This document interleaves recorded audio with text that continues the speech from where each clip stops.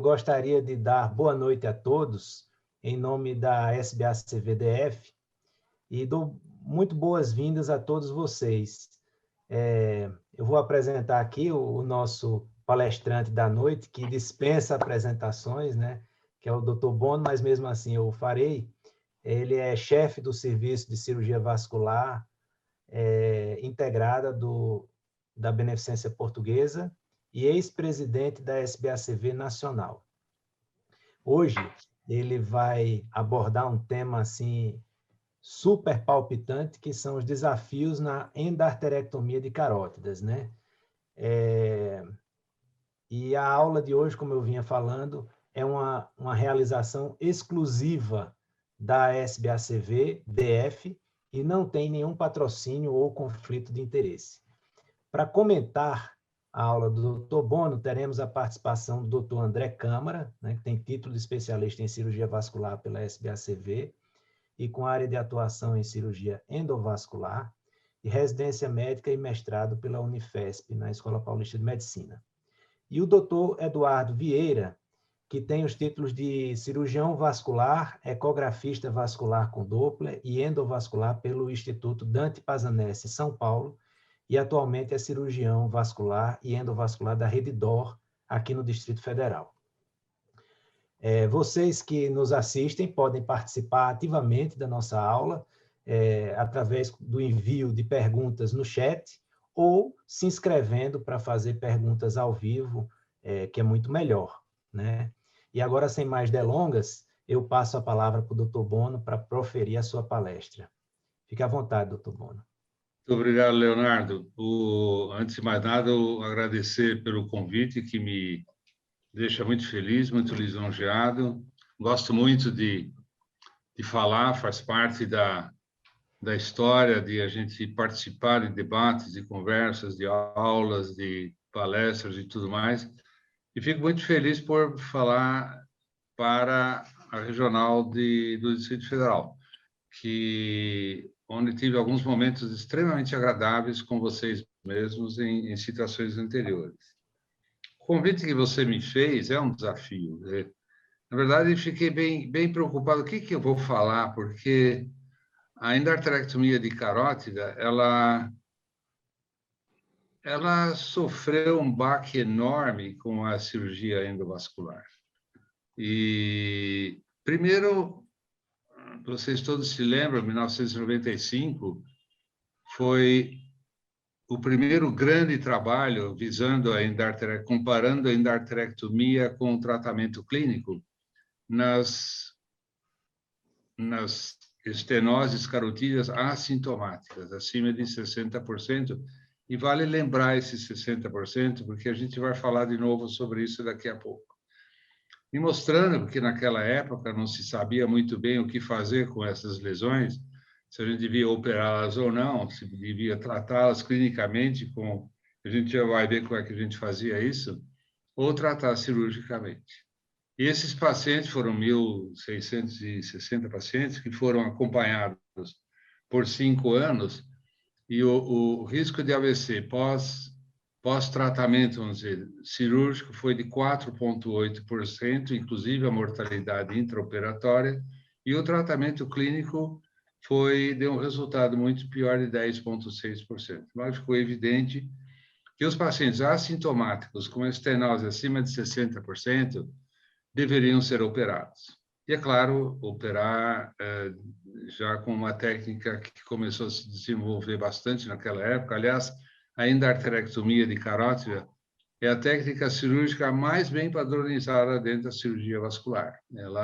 Acho que a gente faz isso quase que igual no mundo todo. Depois veio, aliás, antes disso, em 91, comparou-se o tratamento clínico e cirúrgico em pacientes sintomáticos. Esses eram mais importantes, eles tinham tido um sintoma, o que fazer com eles.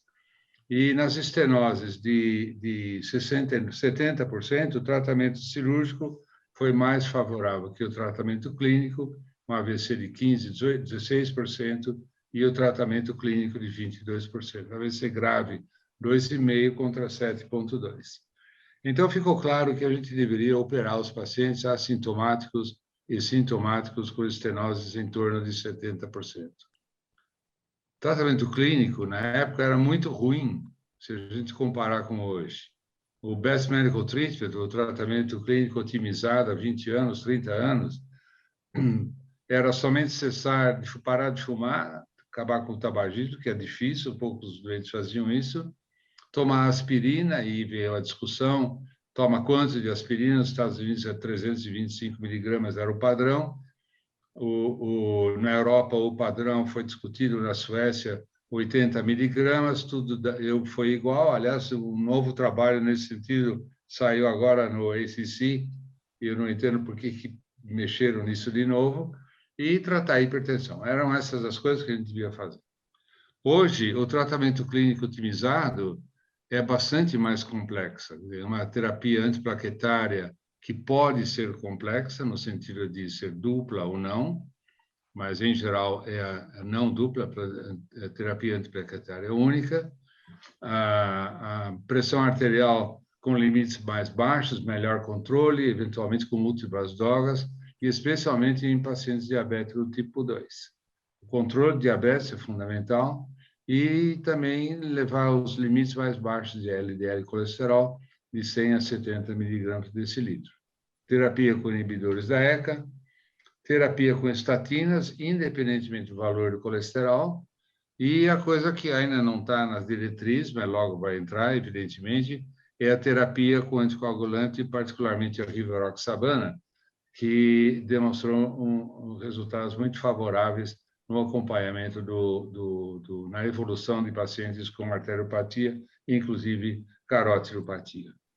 É curioso dizer que cada item desses demonstra uma redução de risco relativo de 20% a 25% de morte vascular ou infarto ou AVC não fatal. É claro que a gente for somar tudo isso aí, a gente vira eterno, então não é uma imbricando na outra independentemente. Então, o tratamento tratamento clínico otimizado mudou muito, e isso levou a uma alteração importante em relação àquilo que a gente acabou de dizer do ACAS e do NACET.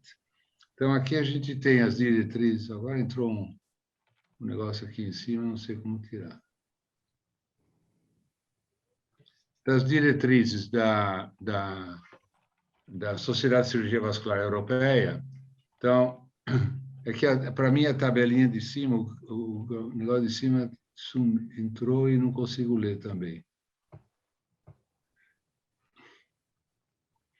Então, o paciente que teve sintoma ou não teve sintoma, a estratificação é aí. Então, à nossa esquerda, a gente vê o paciente que não teve sintoma, mas ele tem doença carotídea. E o estudo da imagem das carótidas, por ultrassom, por tomografia ou por ressonância magnética, mostra uma estenose carotídea de 60 a 99%.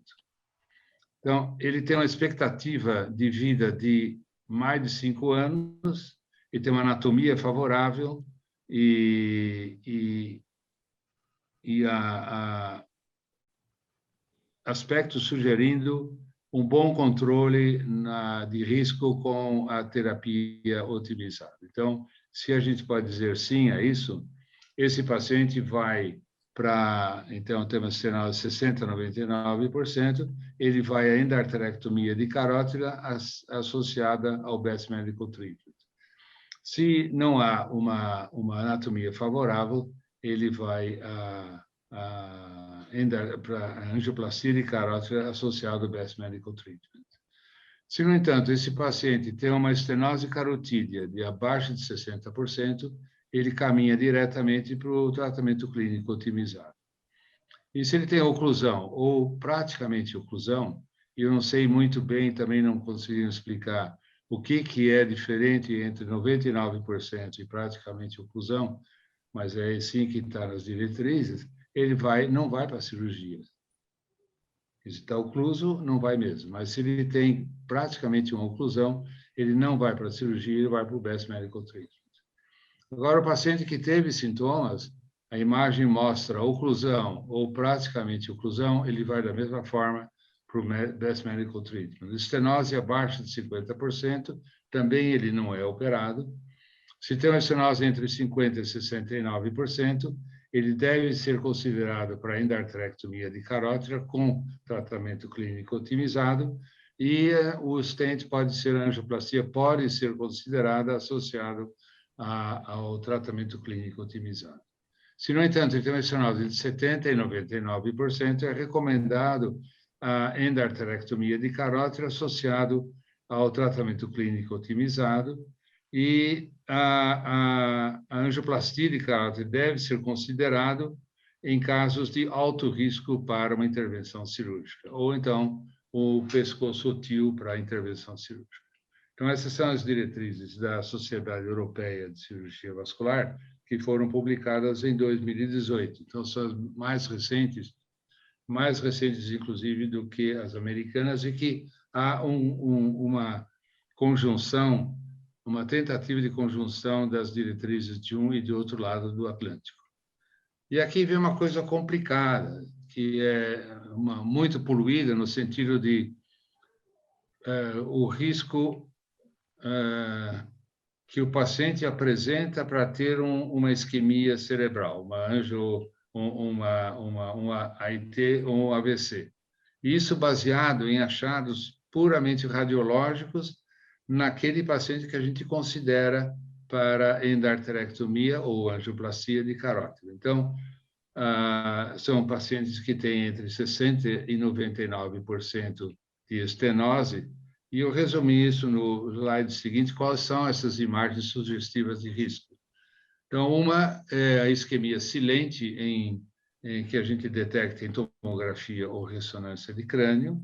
Então, um paciente que teve uma isquemia, mas ele não percebeu, aconteceu à noite, ou aconteceu numa área cerebral que não tivesse repercussão clínica.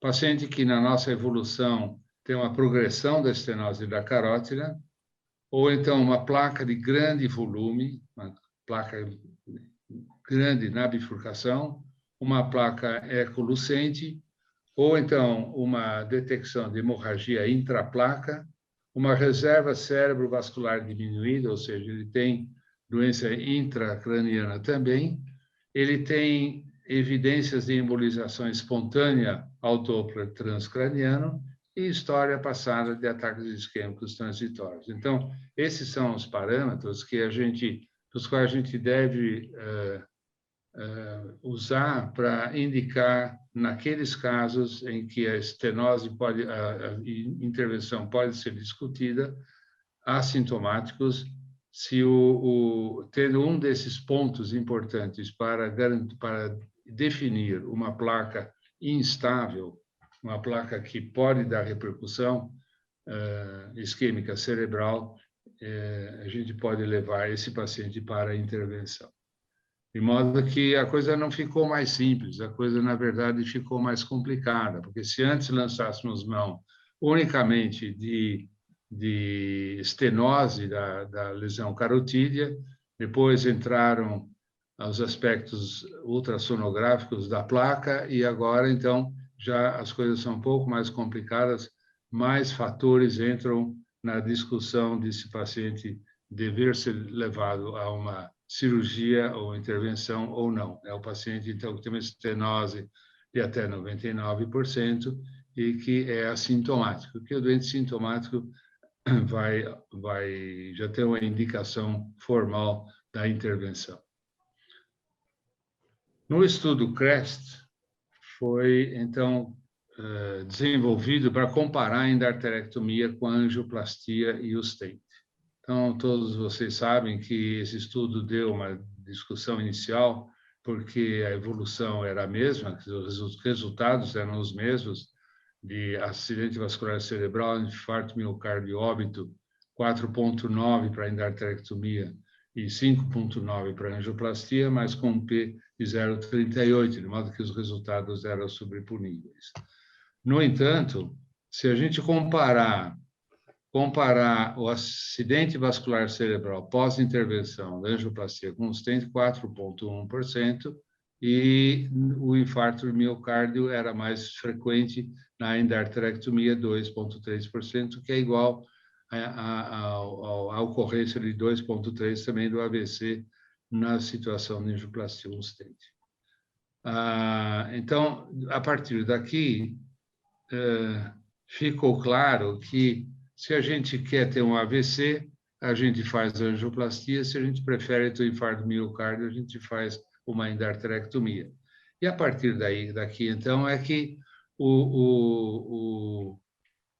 houve uma tendência novamente de voltar à cirurgia, à endarterectomia, para tratar esses pacientes, uma vez que eles estavam se deslocando para a angioplastia com colocação de stent. Mas é claro que as coisas vão evoluindo, as técnicas vão evoluindo, o material vai evoluindo, de modo que é bem possível que isso no futuro mude novamente. Mas, de qualquer forma, por enquanto, as meta-análises que comparam a endarterectomia com a angioplastia, aqui vocês veem que o diamante está aqui para a direita, favorecendo a endarterectomia.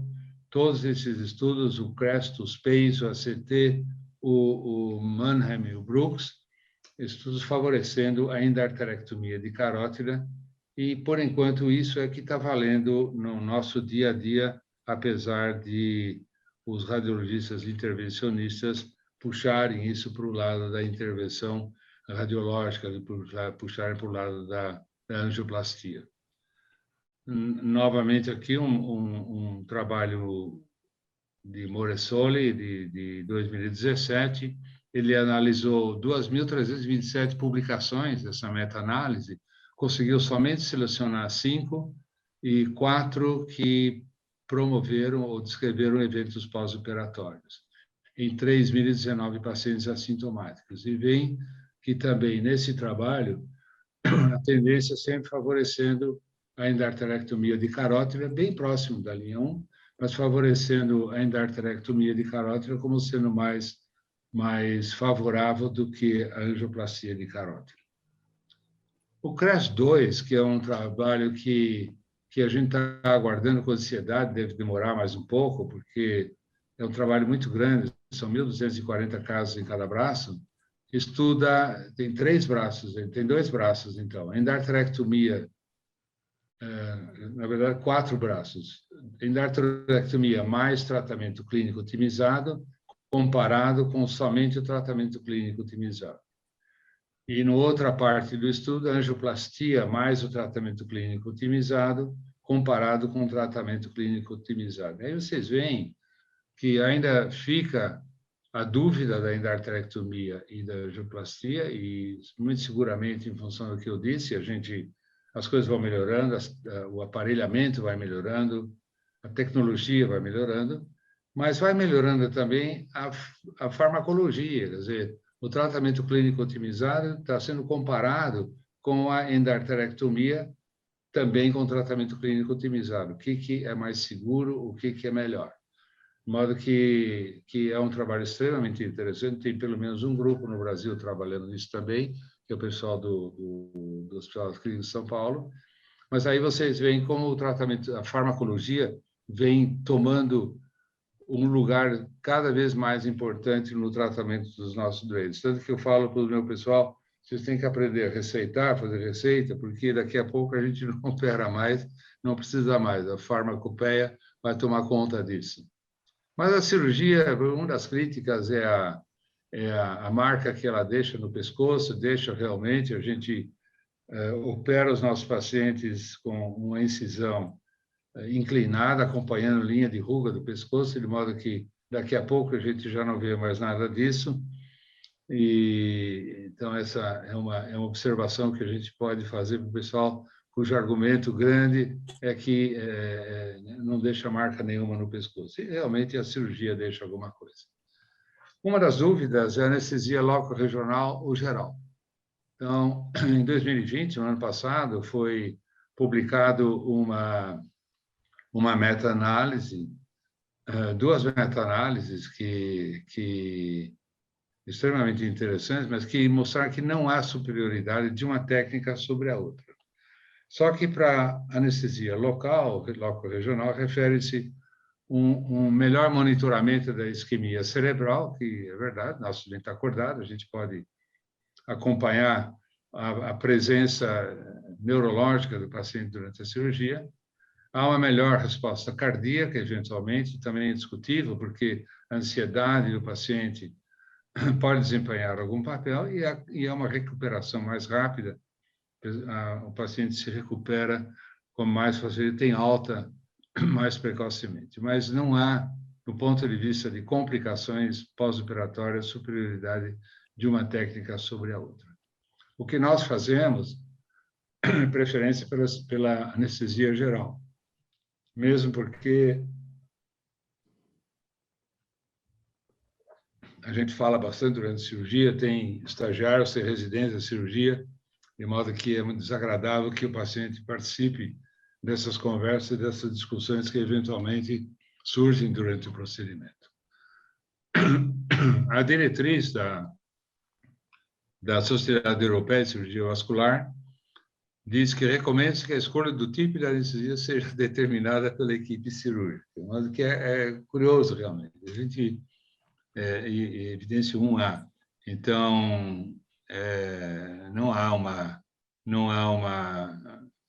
recomendação para uma ou outra coisa. É a equipe que deve decidir, ela se sente mais à vontade com o tipo de anestesia, ela deve fazer aquele tipo de cirurgia. Outro aspecto interessante, e que aqui no Brasil nós temos vários representantes, é endarterectomia por eversão ou endarterectomia convencional. E aqui, sim, tem algumas coisas que a gente talvez tenha que mudar, porque nós fazemos a endarterectomia convencional com arterectomia longitudinal. Uma meta-análise também de Paraskevas, 2018, publicada no European Journal, analisou 25 publicações, 16 mil pacientes, e demonstrou que a eversão é superior, considerando-se acidente vascular cerebral, morte e infarto do miocárdio em 30 dias. E é importante lembrar isso também, além dos 30 dias, é superior considerando-se a reestenose. E que a reestenose, ela é mais frequente, a gente vai ver isso daqui a pouco, na arteriografia convencional. Quando a gente tem arteriotomia longitudinal, é chamada síndrome do primeiro ponto, lá naquele ângulozinho superior, onde a gente eventualmente dá um ponto um pouco mais abundante e promove ali uma reação inflamatória e promove ali uma estenose que pode se desenvolver com o tempo. E é interessante, então, favorecendo isso que eu estou dizendo, é que os dados são comparáveis quando na endarterectomia convencional se usa o remendo. Então, aí aquele síndrome do primeiro ponto não é mais tão importante, que há uma dilatação que a gente provoca pela colocação do remendo, especialmente na parte distal, então, cranial, da endarterectomia da arteriografia. Então, é esse tipo de incisão que a gente faz na artéria longitudinal, que vocês veem, a placa e a arteriotomia, e a arteriografia, a endarterectomia por eversão, eu nunca fiz. A gente nunca fez, não sei se tem aí com vocês alguém que já tenha feito isso, faz isso de rotina.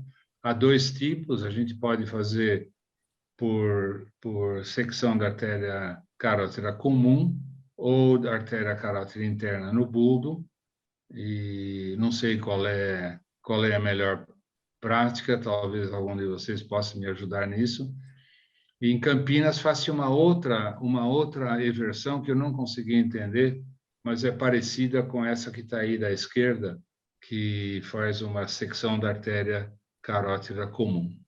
E o fechamento, é claro, é mais fácil do ponto de vista de não provocar uma estenose naquela região cranial da arteriotomia. E porque a gente não tem esse problema nesse tipo de abordagem da artéria, nem da esquerda, nem da direita, nem da carótida comum, nem da carótida interna na região do bulbo, que é mais larga e nos protege desse tipo de incorreção, vamos chamar assim. A diretriz da Sociedade Europeia recomenda que ainda a arterectomia para reversão seja preferida sobre a arterioplastia convencional. E a escolha, de outro lado, entre reversão e arterioplastia com remendo, que ressalta, então, que deve ser usado um remendo, deve ficar a critério do cirurgião. A gente usa o remendo com bastante frequência, a não ser que haja algum motivo para acelerar um pouco a cirurgia, mas a gente usa mesmo porque os estagiários têm que aprender a fazer isso. A monitoramento da pressão cerebral, por vários métodos, Doppler transcraniano a gente não tem, potencial evocado a gente não tem, eletroencefalo intraoperatório também a gente não usa. Anestesia local regional permite, então, a avaliação do estado neurológico do paciente durante a intervenção. A pressão de oclusão, isso a gente usa, que consiste, então, em clampear a carótida comum e a externa e medir a pressão na carótida interna, que é decorrente, então, do que vem do outro lado. Isso a gente usa e quando ela é baixa, abaixo de 50 milímetros, a gente usa um shunt. Se bem que, ultimamente, a gente tem usado o shunt em praticamente todos os casos, inclusive para os residentes aprenderem a colocar o shunt também, que é fácil, mas tem que aprender. E a avaliação visual de refluxo, que alguns fazem, tem alguns colegas, principalmente nos Estados Unidos, fazem isso com alguma frequência, mas a gente usa, então, a pressão de oclusão. A diretriz da Sociedade Europeia recomenda que o monitoramento deve ser considerado a fim de reduzir o risco de AVC perioperatório. Então, não torna isso obrigatório e também o peso dessa recomendação é bastante baixo. Como já falamos, o shunt ou não, as diretrizes da Sociedade Europeia recomendam que a escolha de usar shunt fique a critério do cirurgião. E é curioso ressaltar, ou usar nunca, ou usar seletivo, ou usar sempre. Então, tanto faz, quer dizer, é como o filtro na angioplastia de carótida. Também não tem grupos que não usam, tem grupos que usam e não há uma recomendação firme para isso. Então, tem gente que nunca usa shunt, que a gente tem contato. Nós usamos quase sempre, a tendência nossa é usar de maneira seletiva, quando a pressão de oclusão cai muito, mas ultimamente a gente tem usado mais com mais frequência, por causa, como eu já disse, da presença dos residentes. E a gente usa esse shunt de Priti Nahara. Antigamente a gente usava o shunt Javis, que é parecido com esse, mas não é mais comercializado. A gente usa esse que é fácil de colocar e é bastante seguro, no sentido de que a gente injeta soro heparinizado, muitas vezes por essa torneirinha vermelha, e mantendo o shunt PERV, conseguindo controlar a perviedade do shunt, que é um problema, porque às vezes a gente acha que está funcionando, não está, o sangue está coagulado aí dentro. Então, a gente tem que monitorar isso com alguma frequência. Portanto, também monitorar os balãozinhos que a gente coloca na carótida interna e na carótida comum, porque na interna, se a gente não toma cuidado, a ruptura da artéria pode acontecer. Extremamente raro, mas pode acontecer. Uso de remendo ou não é um assunto que a gente já abordou, principalmente em mulheres. O uso do remendo sempre foi preconizado, porque a artéria é mais fina, a artéria carótida é mais fina. Mas com os estudos que foram feitos, a tendência realmente é usar o remendo sempre, porque para evitar aqui a síndrome de primeiro ponto nessa região da arteriografia, na região cranial, então, da arteriografia longitudinal. Então, a gente usa, sim, a gente usa o remendo, a gente prefere usar o remendo de Dacron, como aí está representado. De PTFE é desconfortável usar, de veia a gente tem que tomar cuidado, se a gente prefere veia, tem que usar a veia safena proximal e nunca distal, porque a distal tem uma tendência de romper, que eventualmente acontece, e a proximal ela suporta melhor a pressão arterial na artéria carótida, de modo que os acidentes a longo prazo com remendo de veia são menos importantes. Com o remendo sintético, como aqui o Dacron, a gente tem que tomar cuidado, porque eu já vi uma vez uma infecção, 2 vezes, aliás, infecção, não foi, infelizmente, o caso nosso, infecção desse remendo de Dacron. E é um desastre, evidentemente, é importante levar isso em consideração, tanto no trabalho do campo, quanto na profilaxia antibiótica. As diretrizes da sociedade recomendam que o uso não de remendo fique a critério do cirurgião, com exceção da arteriografia convencional, longitudinal. Aí o remendo deve ser utilizado, como a gente já viu anteriormente. O remendo fica a critério do cirurgião, mas quando a gente faz arteriografia longitudinal, anteriormente já foi dito que a gente deve usar o remendo. De modo que a gente participa dessa ideia também e usa o remendo nessas situações.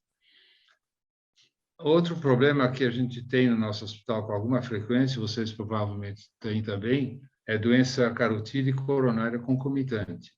A gente tem se dado muito mal com isso. A gente, quando fez as cirurgias simultâneas, os problemas, principalmente decorrentes da endarterectomia de carótida, foram mais razoavelmente frequentes.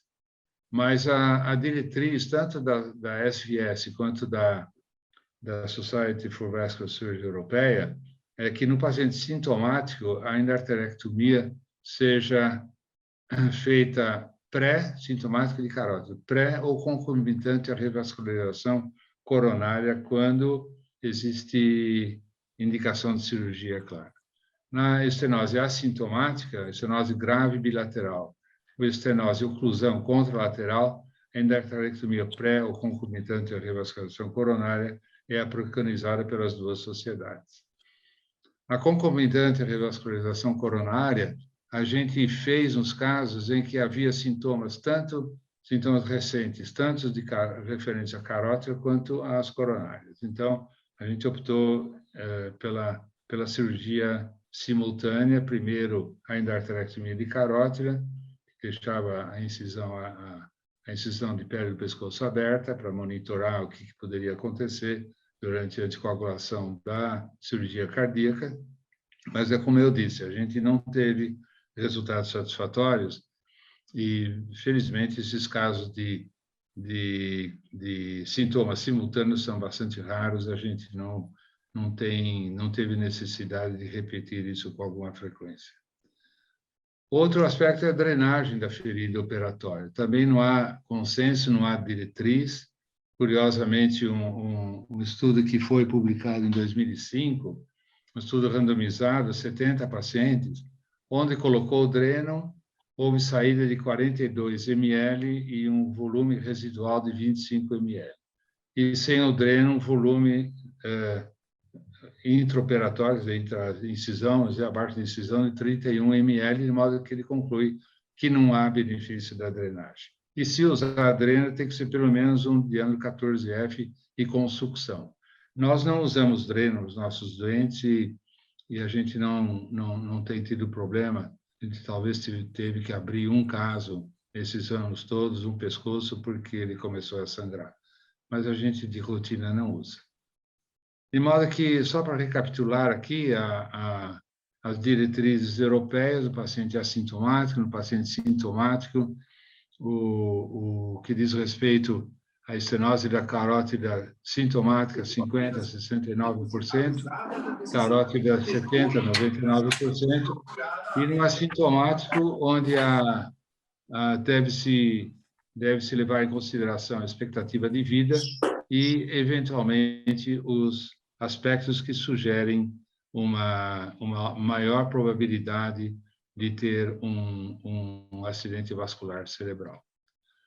As considerações finais que eu posso dizer é que a endarterectomia continua sendo a intervenção preferencial para o tratamento da doença carotídea, e, como eu disse, eu acredito que, com o tempo, a cirurgia aberta vai ficar realmente muito rara por dois motivos. Primeiro, porque o material de endovascular vai melhorando, claro, a tecnologia vai melhorando. E segundo, porque os remédios vão melhorando também. A gente vai aprendendo a tratar melhor os pacientes também levam cada vez mais uma vida mais saudável, vamos dizer assim, que torce que o cigarro, o tabagismo vá desaparecendo pelo mundo, mas, por enquanto, a endarterectomia ainda é a intervenção preferencial. E, como eu disse, o desenvolvimento de material e técnicas devem se impor no correr do tempo, e a indicação de intervenção está cada vez mais restrita em função do desenvolvimento farmacológico, como a gente viu no tratamento otimizado naquele diapositivo anterior, e as coisas vão se somando àquilo. E agora veio a rivaroxabana, também se somar àquilo, e provavelmente outras drogas virão para melhorar a situação dos nossos pacientes e tirar das nossas mãos o prazer de operar telecarótica, que realmente é muito gostoso. Muito obrigado. Parabéns, doutor Bono.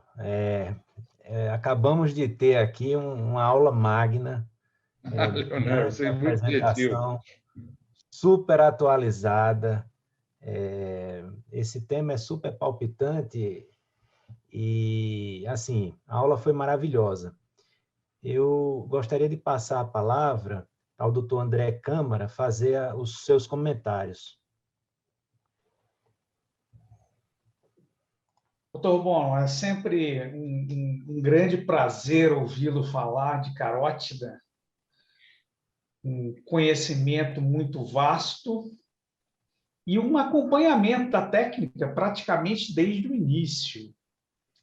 Né? Então, eu gostaria de te perguntar o que mudou nesses últimos 20, 30 anos na indicação da endarterectomia, ou vamos colocar como revascularização da carótida face à melhora do tratamento clínico. Opera-se menos?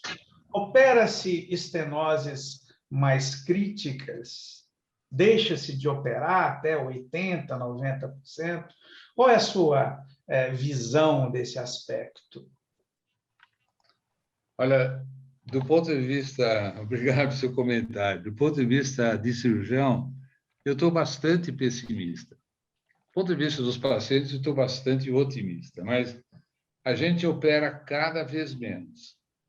E eu não sei exatamente qual é o mecanismo disso. Eu acho que, primeiro, porque a indicação mudou bastante.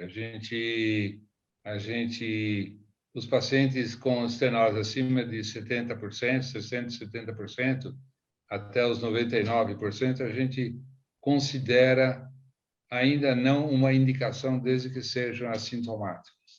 E a gente leva em consideração esses outros fatores que eu mencionei para eventualmente indicar cirurgia assim, mesmo que seja clinicamente assintomático.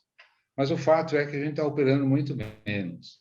Eu acho que o outro aspecto que leva a isso é que quem faz o diagnóstico, na verdade, da doença carotídea é o cardiologista. E o cardiologista, ele encaminha esses casos, em geral, para o intervencionista. E o intervencionista, além disso ainda, quando ele vai fazer um cateterismo cardíaco, ele também dá uma injetadinha na carótida, e se tiver uma estenose, já põe um stentezinho ali. Então, coisas que só no Brasil mesmo, quer dizer, na Europa isso não é possível fazer, mas aqui no Brasil se faz. Então, realmente, lamentavelmente, os casos estão diminuindo muito. Na Europa,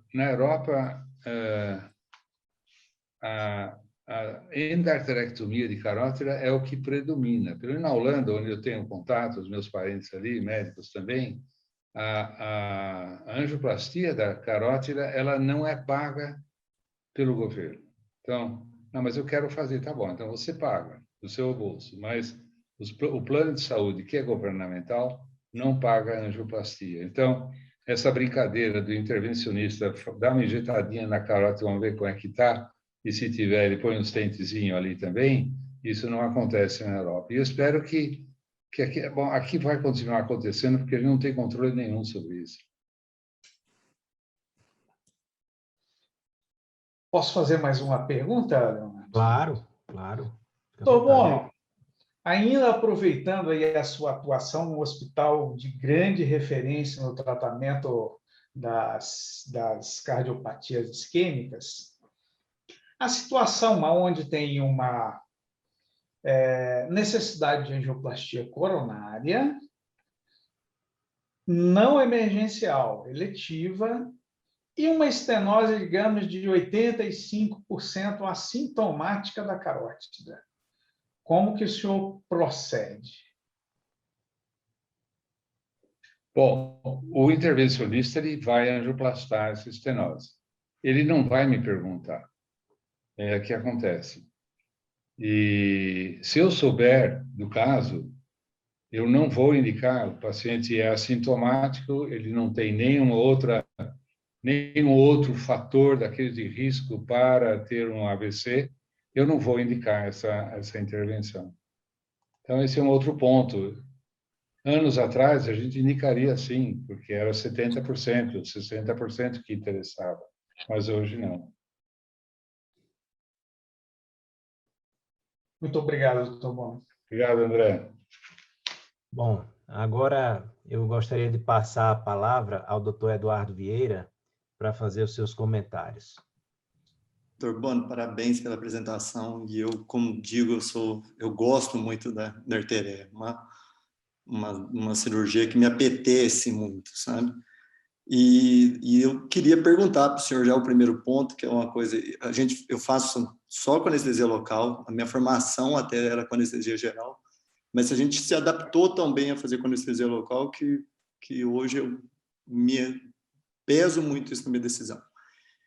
E em Brasília, igual o senhor falou também, acho que a gente tem uma concorrência grande, que as especialidades, as outras especialidades, tanto a cardiologia intervencionista como a neurocirurgia, ela compete muito diretamente com isso na gente. Mas eu acho que isso ainda abre um pouco de espaço para a vascular nessa área, que a gente consegue ter uma seleção mais criteriosa.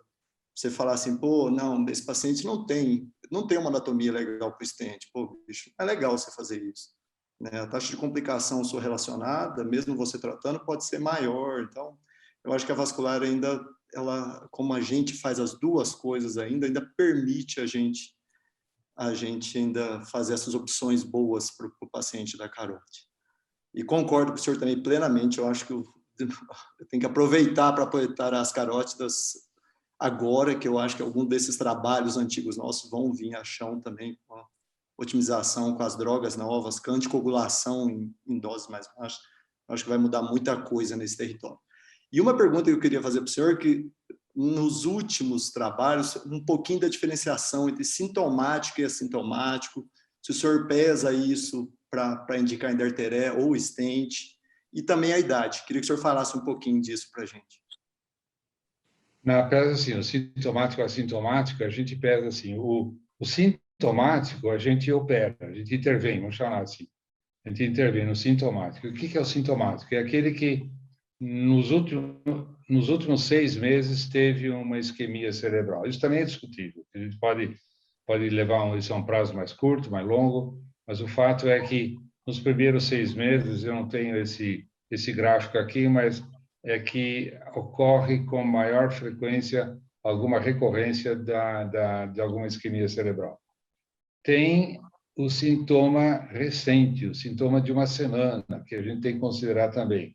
Só que eu nunca consegui operar um paciente que tivesse tido uma isquemia cerebral hoje dentro de uma semana, porque precisa preparar o doente, você precisa de uma autorização do convênio, você precisa de uma série de coisas que você não consegue resolver dentro de uma semana. Mas seria o ideal, que é o que se preconiza também, que se opere o paciente dentro de um período bastante curto, a partir da isquemia transitória que ele teve, que é o sintoma mais frequente nesses casos.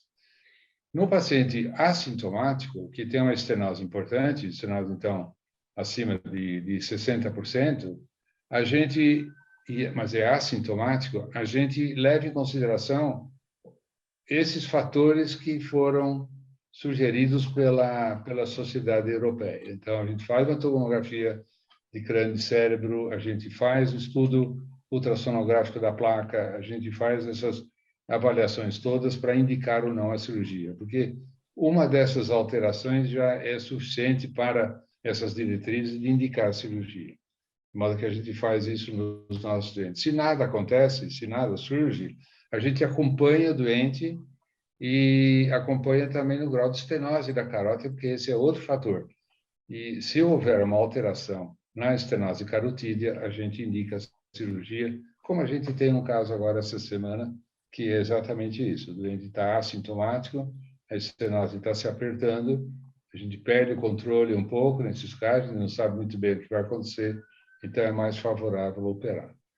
Agora, o favorável operar, a gente tem que considerar também qual é o nosso risco de cirurgia, qual é a nossa chance de provocar, o risco que a gente dá ao paciente para provocar uma isquemia cerebral. Isso é importante também, a gente tem que considerar.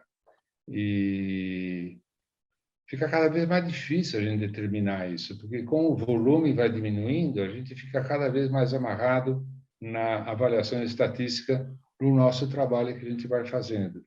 Então, isso é complicado. O nosso risco, o nosso serviço, paciente sintomático ou assintomático, é de 3 ponto alguma coisa por cento.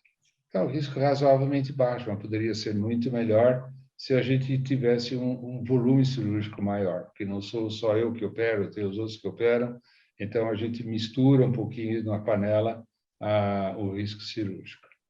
Quanto à anestesia loco-regional, a gente pensou em fazer, mas a gente não está fazendo.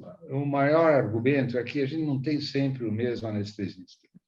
Eu tenho a impressão que o ideal é que você tenha pelo menos um ou dois, no máximo 2 anestesistas que estejam acostumados com você. Tempos atrás a gente tinha isso, a gente tinha 3 ou 4 anestesistas da beneficência que eram os que davam anestesia para os nossos casos. Mas hoje virou uma firma, uma corporação, então a gente não tem mais essas facilidades para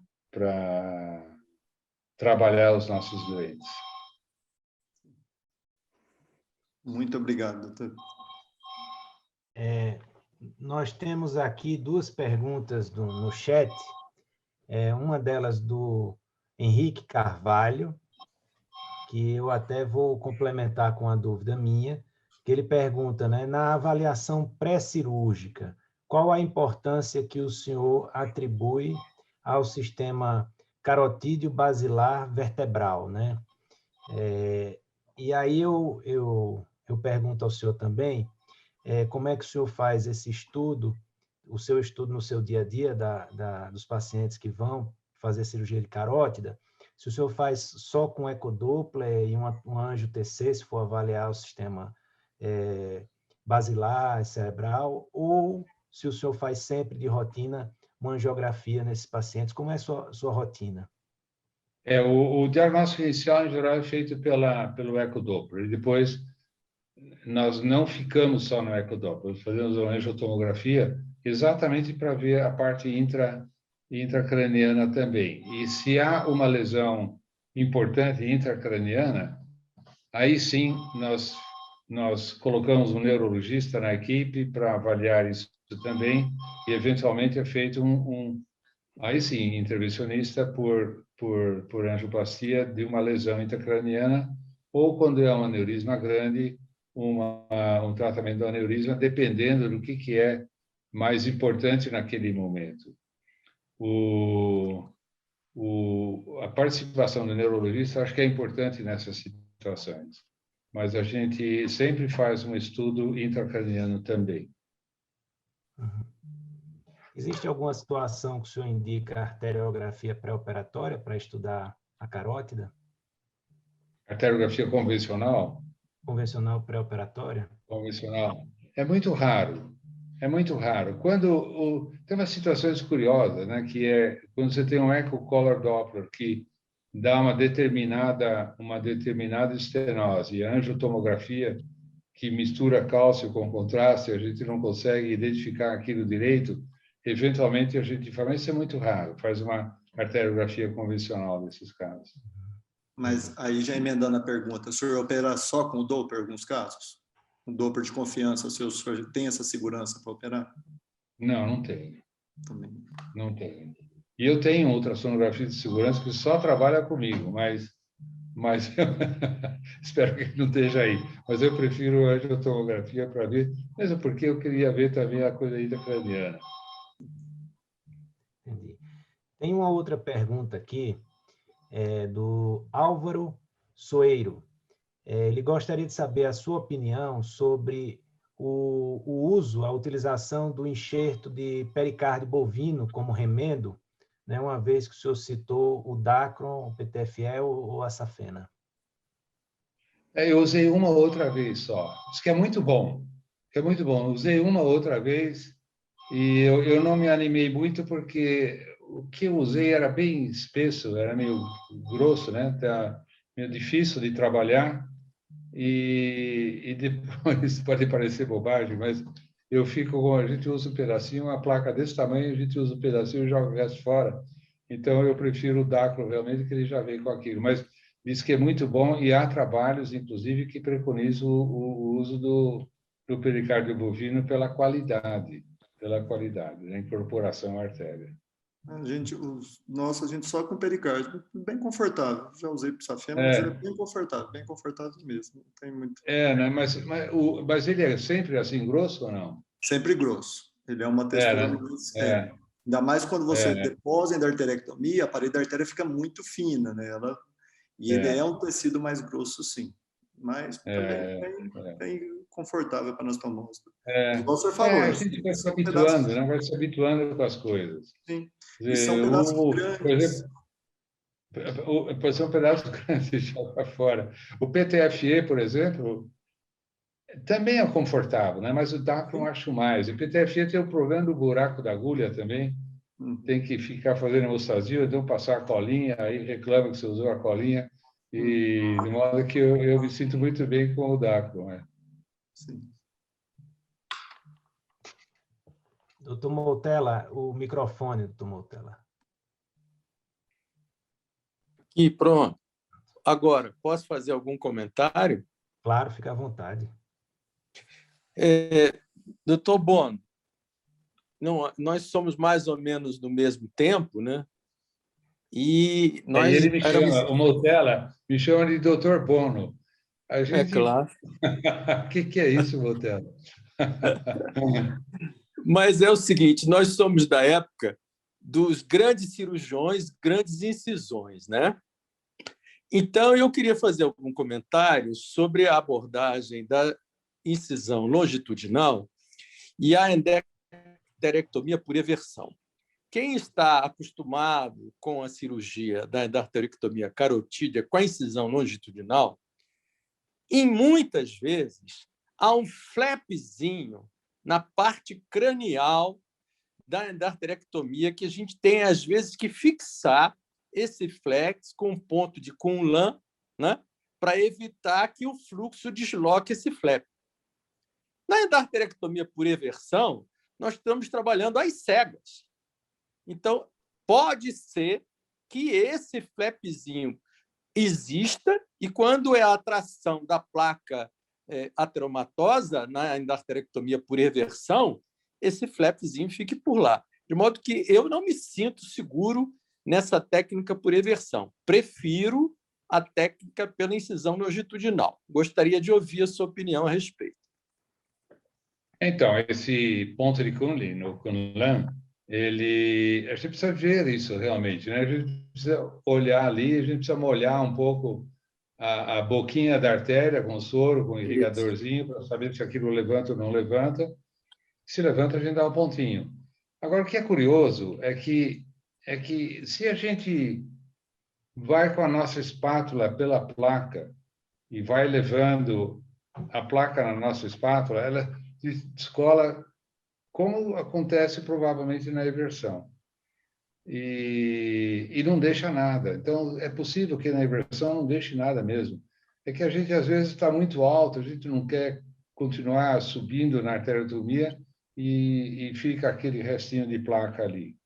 Uma coisa curiosa é que, quando eu estava nos Estados Unidos, o que me chamava a atenção é que os afrodescendentes a gente tinha mais necessidade de dar esse ponto do que os caucasianos. Aqui, como a gente tem uma mistura muito grande caucasiano e afrodescendente, a coisa já não obedece a padrões tão rígidos, mas ali era fantástico, porque o afrodescendente, a gente gostava daquele ponto, né? A gente queria mais operar um afrodescendente para dar aquele pontinho também. E no caucasiano era menos frequente. É. Aqui no Brasil a gente não vê essa diferença, mas é verdade, eu também tenho medo disso. Mas quem faz, tem alguém aqui que faz coinversão? Acho que não, né? E aparentemente esse risco não é tão importante, pelo menos comparando uma técnica com a outra, isso não entra em consideração. Ok.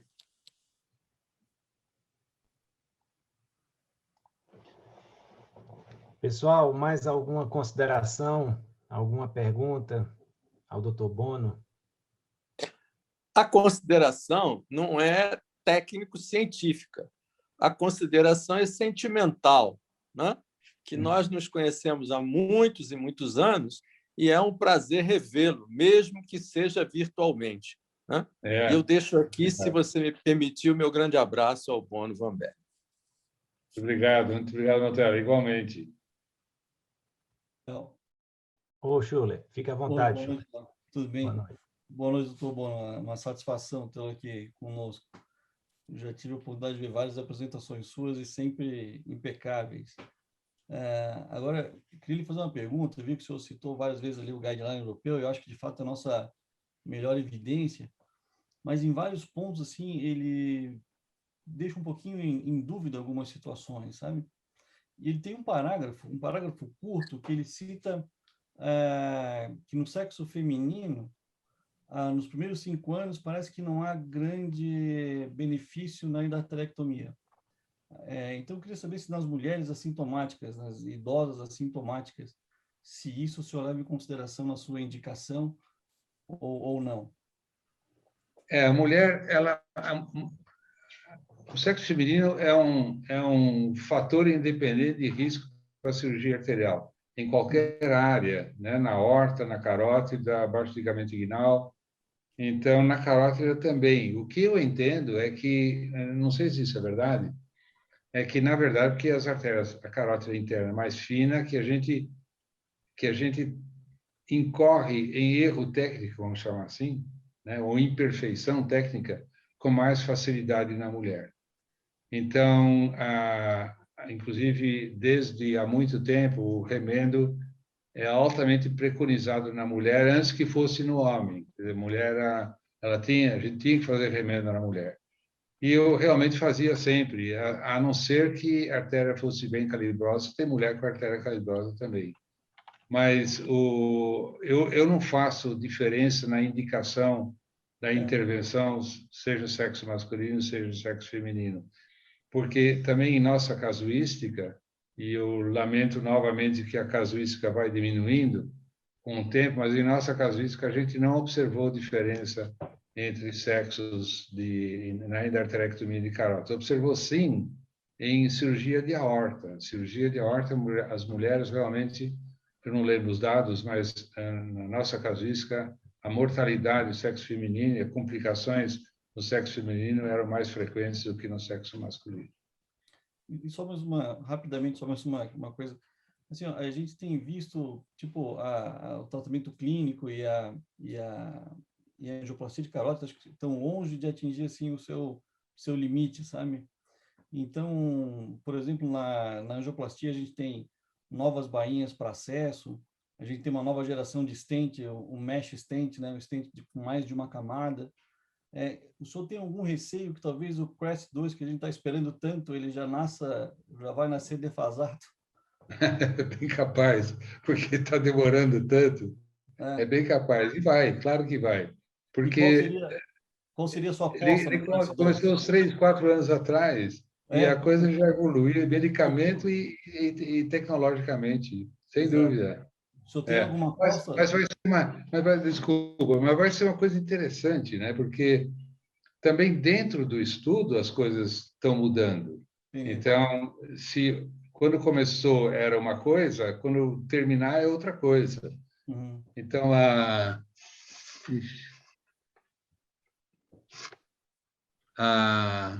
alguma coisa aconteceu aqui.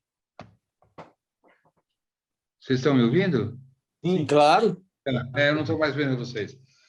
Alguma coisa vai mudar nisso aí, a gente vai ter que analisar pela média agora sim, pela média do que aconteceu, porque as medicações vão melhorando, a tecnologia vai melhorando. A única coisa que não muda muito é a parte cirúrgica, que vai ficar mais ou menos igual. Mas é claro, ele tem que levar isso em consideração. Obrigado. E dá um pouco de medo, né? De repente, o tratamento clínico otimizado é o melhor. Passa na frente de todos, né? Pois é. Eu agora gostaria de passar a palavra ao Dr. Gilson Araújo. Dr. Gilson. Olá, tudo bem?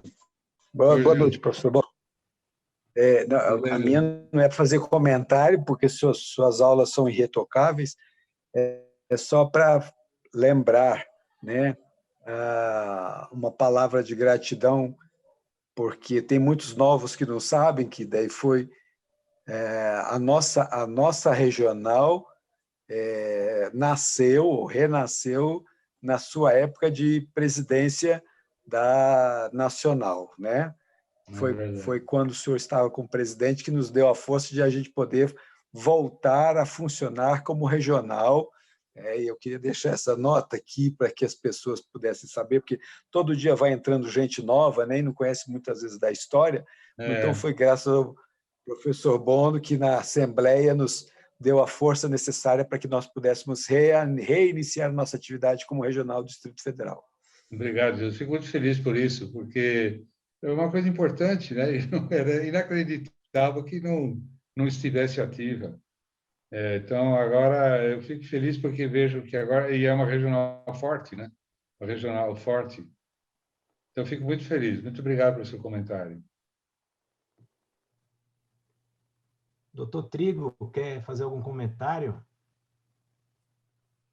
Bom, primeiro, boa noite a todos, né? E Boa parabéns pelo brilhante evento que o Dr. Bono falou. Hoje que a gente segue os guidelines, né? O tratamento da carótida é uma coisa que está indo para o futuro. Geralmente, o que os guidelines nos mostram é que a endarterectomia ainda é o tratamento de eleição. Novos dispositivos são criados e, futuramente, eu acho que todo o tratamento será endovascular. Um grande abraço ao Dr. Bono, que é um grande incentivador da cirurgia vascular no Brasil, né? E, Leonardo, parabéns aí pelo evento. Muito Vocês obrigado. estão de parabéns, cada vez melhores. E vamos juntos, que vamos vencer essa pandemia e vamos ter aí um grande sucesso em nossa área de angiologia e cirurgia vascular. Meus parabéns, meu muito obrigado por você deixar eu falar algumas coisas, mas eu sempre participo das lives que vocês fazem, eu acho que é de extrema importância para toda a nossa sociedade. Meu muito obrigado. Obrigado, Trigo. Agradeço. É uma honra ter o Dr. Trigo aqui conosco. Bom, pessoal, eu acho que nós já estamos aqui já com mais de 1 hora de reunião e eu gostaria de agradecer a presença de cada um de vocês. Dr. Bono, agradeço demais a sua disponibilidade mais uma vez, junto com a nossa sociedade, com a nossa regional aqui do Distrito Federal. O senhor foi muito solícito com a nossa regional. Agradeço também aos nossos comentaristas de hoje à noite, o Dr. André Câmara e o Dr. Eduardo Vieira, né? E, finalmente, eu agradeço a audiência de todos que nos assistiram. Doutor Bono, o senhor quer fazer alguma consideração final? Eu só queria agradecer pelo convite. Agora que eu abandonei a Bayer, fica mais fácil para mim atender a outros convites, porque estava muito cheio, e agora estou mais sossegado um pouquinho, de modo que fico sempre à disposição. É muito agradável estar com vocês, revê-los mesmo aqui na tela do computador, não pessoalmente, mas pelo menos a gente está se vendo, está podendo conversar, está podendo trocar ideias. Agradeço pelos comentários, que também me ajudam muito, e até uma próxima vez, então. Parabéns, Leonardo, por sua gestão à frente da sua sociedade. Muito obrigado. Eu gostaria também aqui de agradecer também ao doutor Antônio Carlos, que está aqui presente, o presidente do Congresso Brasileiro de Angiologia e Cirurgia Vascular, está à frente de um grande desafio, e eu sou testemunha do quanto ele tem batalhado pela realização desse evento. Obrigado, Léo. Obrigado, doutor Bono. Nós tivemos aqui quase um recorde, né, Léo? Falou do doutor Bono, nós estávamos bateu quase 70 pessoas aqui, numa reunião, né, num dia de semana, mas é assim, muito obrigado, doutor Bono. Obrigado, Tri, pessoal fora da regional, e vamos ver os desdobramentos aí dessa pandemia para ver se deixa a gente fazer o congresso e nos encontrar. Que horror, né? Que horror. Então é isso aí, pessoal. Obrigado, boa noite a todos, boa noite, doutor Bono. Fiquem todos bem, então, com saúde, em paz, e em breve nos veremos pessoalmente, se Deus quiser. Grande abraço a todos. Grande abraço, obrigado, boa noite. Boa noite, boa noite.